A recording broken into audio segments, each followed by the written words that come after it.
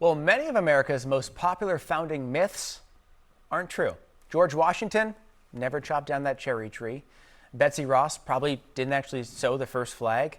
And Paul Revere never shouted the British are coming. So for America's 250th, our partners at PolitiFact have published true stories from American history that might actually be surprising to you. PolitiFact chief correspondent Lou Jacobson joining us now with a few of these that his team has uncovered.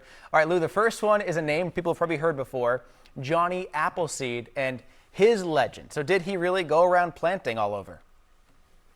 Yeah, he was born John Chapman in 1774. And while today a lot of people think of him as a selfless pioneer scattering seeds across the frontier, stories written during his life and shortly after his death celebrated him as a smart business person. Companies selling land in the new territories gave pioneers 100 acres of land if they agreed to settle them permanently. And to prove it, they needed to plant at least 50 apple trees, which would take about 10 years to bear fruit. Chapman traveled basically ahead of that traffic and set up small groves of trees to sell. Apparently, the fruit tasted best when it was turned into cider instead of as actual fruit. He traveled barefoot, slept outdoors, and dressed in old clothes, but it's not clear that he wore a tin pot instead of a hat, as some portrayals suggested. Well, I mean, before this fact check, Lou, I would have guessed that it was a myth, but it turns out it's true, and he was an It's true. entrepreneur as well. He wrote another Exactly. one about Abraham Lincoln, President Lincoln, and this was fascinating, that he created the Secret Service the very day he was assassinated.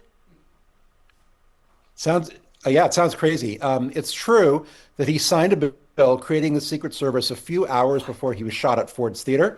But there is a catch on this one. The Secret Service bill he signed didn't set it up as a presidential security force. It was given the task of fighting counterfeiting, which is actually a task it still has today.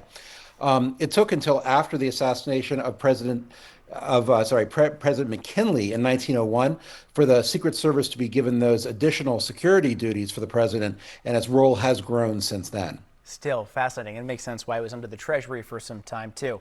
All right, final Yes. one for you, Lou, before the holiday. 9 months before Rosa Parks' famous civil rights bus protest, another woman, Claudette Colvin, refused to give up her seat to a white passenger.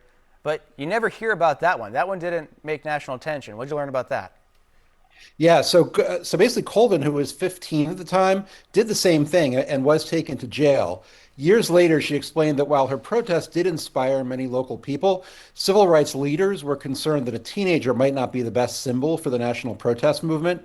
Instead, Parks was 42 and married and was already involved in civil rights work, and she was seen as the better figure to rally around at the start of a bus boycott. And I know you have more of these fact checks that you found surprising but true on your website. Lou, thanks for joining us and have Yes. a great holiday.